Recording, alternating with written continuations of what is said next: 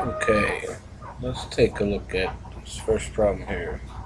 Number one says, which number line correctly represents the solution to the inequality 3x is less than 15?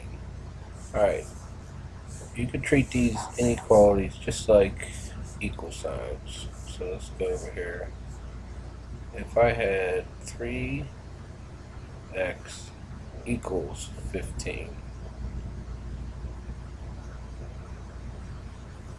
okay, we would know how to solve this, right? I'm going to get the 5 here. Opposite times, you would divide, so let's divide both sides by 3. X equals 5. Okay, so basically we can do it the same way. The only difference is it's an inequality.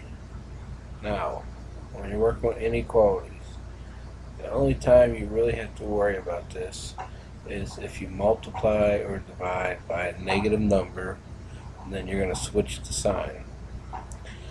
So if it's less than, it'll become greater than. In this case, it's positive, so we do it just like we would do equal sign. Divide both sides by 3. So you get x is less than 5. Now, less than is an open circle, so let's draw our number line. If it's less than or equal to, it's a filled in circle. So let's do 5, 6, and 4. So we're going to have an open circle. Okay, now the way I remember this is it means less than 5, so as long as x is on this side, it's whatever way the arrow is pointing, which makes sense. Anything less than 5 is going to be 4 and so forth, so it goes the way the arrow is pointing. So we got this. Let me see if I can get a different color here. So like I said, open circle, and the arrow is going to be pointing to the left.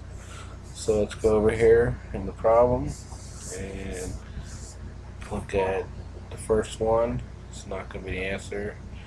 Second one, open circle, but it's going to the right.